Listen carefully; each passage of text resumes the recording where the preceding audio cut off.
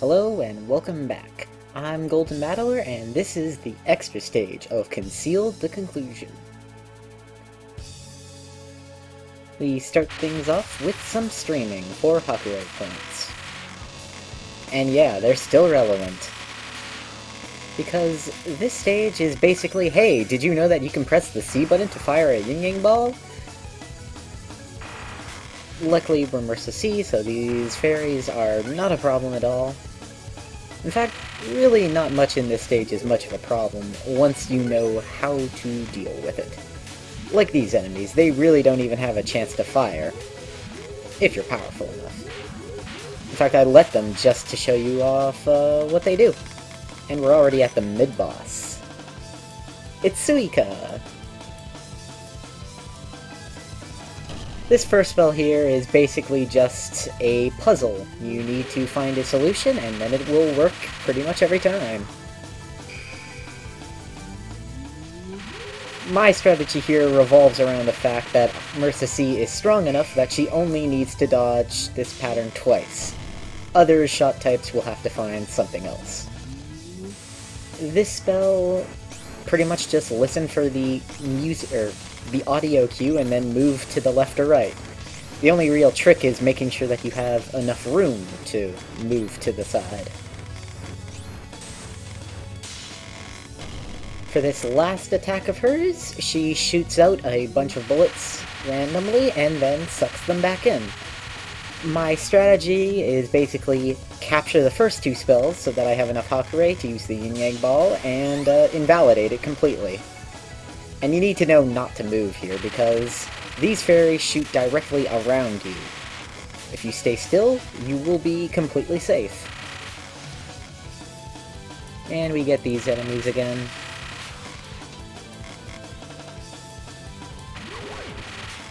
If you kill these things fast, the explosion radius from their familiars will take out most of their bullets, so they're not too dangerous. Likewise here.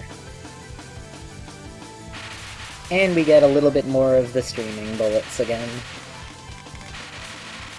You could not destroy them and let them fire to get even more grays, but as you can see, we've already completed the requirement for this stage, so it's not something I'm concerned about. And one last Alter Fairy that drops a 1-up. Very nice. And we're at the boss. It is yet again Suika. TLDR version here is that after Gensokyo broke apart, Suika gathered it up with her powers, and now she's like its new god or something, which is why she created a fairy there. So we have this first non-spell. Not too bad, just streaming. Very basic streaming. It's setting up the pattern for the rest of her non-spells, though. I do kind of get run up across the side there a little bit too much, though.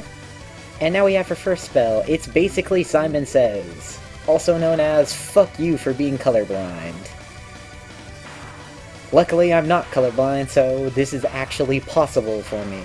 Although I do have a little bit of trouble discerning orange sometimes.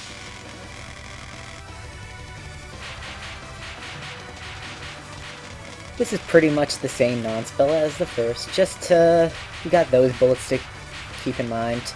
They're not really dangerous, though. They don't change what you do very much.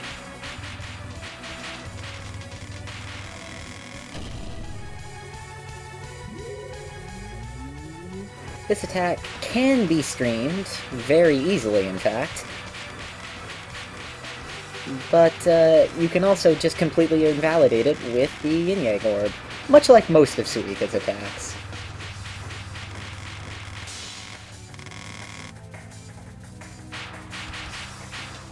I get sketched out by this non-spell a bit more than I should. I don't really trust those large orbs too much.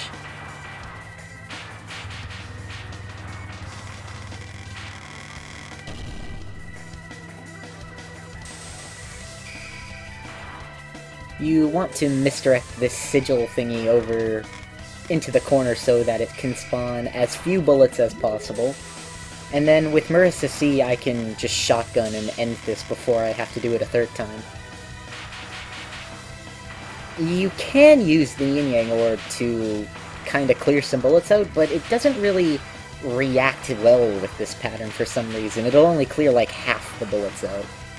So I don't really bother with it.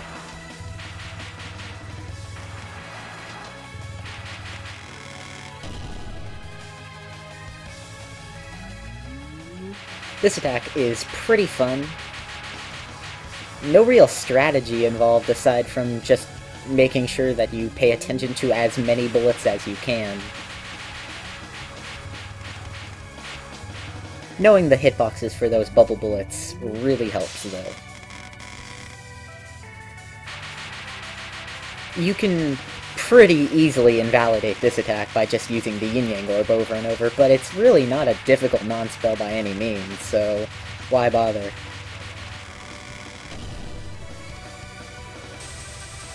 This attack's pretty neat. Again, you can just completely invalidate it, aside from those lasers, by using the Yin Yang Orb. But even if you don't, it's really not that tough. You have plenty of room, despite how it might look, to just dodge everything.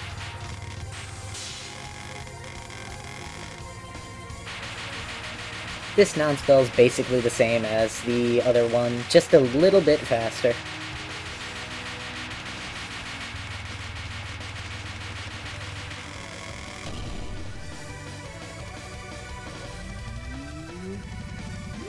With this one, you do want to fit into the large gaps in the lines there, but you can actually fit into some of the smaller ones if you're careful with your positioning.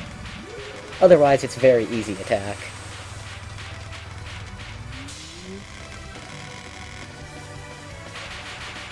This is probably Suika's hardest non-spell. Usually you can't do that and get a full charge on your Yin Yang Ball, but luckily I did. But I didn't need it.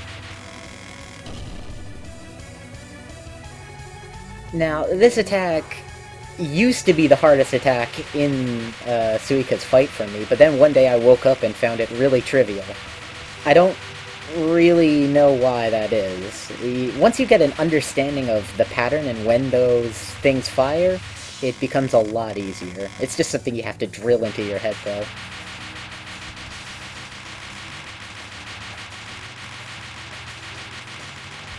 This is a very easy non-spell.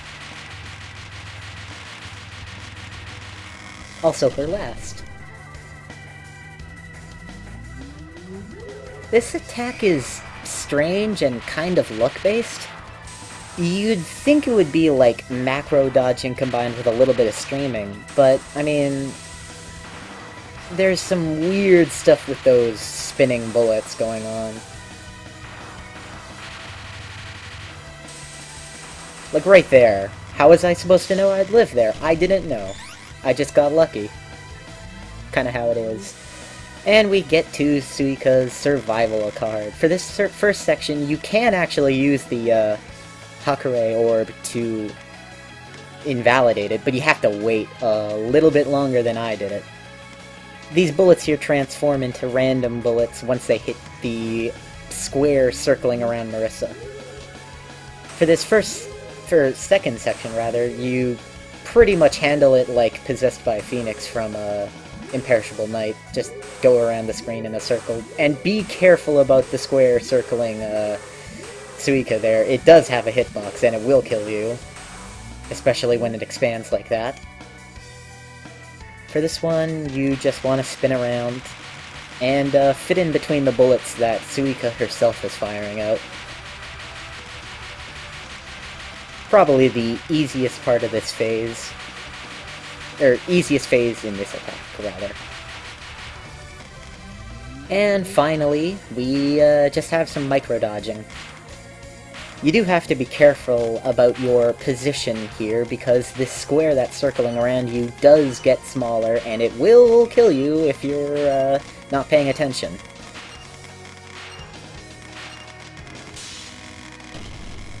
And we have Suika's final attack. It is the requisite rain attack that all expert bosses must have. It's a pretty interesting attack. It's based off of Yukari's, obviously, because it gets sequentially harder, although I think it starts harder, but probably doesn't get as hard. You can cheese it with a Yin-Yang Orb, but I kind of fucked up there, and didn't get enough of a full charge, and that will come back to bite me in the ass.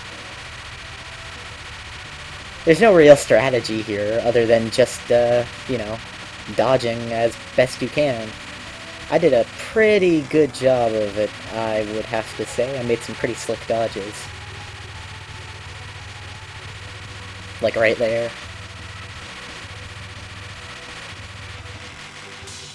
And that's the fight. Oh, and when I said it would come back to bite me in the ass, I mean, I didn't have enough time to get a full charge on the bar there, so I didn't get to see the last spell, which really pissed me off. But it's okay, we'll just go and see it in spell practice. Once you know what to do, it's pretty easy, as are most last spells. First thing you gotta know is that that orb there has a hitbox that is 100% of its sprite. And then you just gotta figure out the timing on the moving lasers. So here we have Suika's last word, and it is by far the hardest last word in the entire game. What you need to do is you need to stream these blue bullets unfocused, because if you fire on her while you're focusing, she'll spam even more bullets at you. Then you need to do it focused for the red bullets. But there's a bit of a catch here, because you need to destroy these kind of wall familiars that she sends out while unfocused. And of course, because you're firing unfocused, she'll spam for a bit anyway. Kind of a catch-22, but you can deal with it. Now, part of the difficulty comes from the fact that the blue and red streams need to be done differently, and they're counterintuitive in how you do them. See, for the blue stream, you need to move slowly, but you also have to go unfocused. Whereas for the red stream, you need to move full tilt, and yet you're going focused movement. To add to the problem, some of her bullets move slow enough to clutter up the screen, which just adds even more hazards. Now, you need to be good at reading bullet patterns, good enough to react quick enough to plan around her lingering bullets, and be alert enough to know when she's switching colors. And that last one's trickier than it sounds, because she actually goes from red to blue faster than she goes from blue to red. So yeah, it's easily the hardest attack in the game, I would say. And yet, it's still not as bullshit as Komachi's last word, and that's for one big reason. See, across my 134 attempts on this spell, I could actually see myself improving, which I could not with Komachi's attack.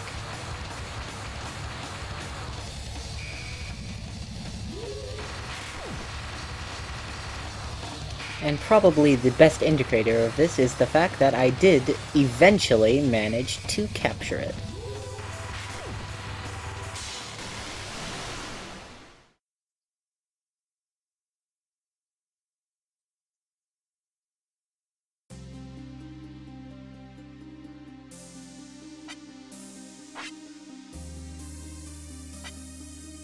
See you next time.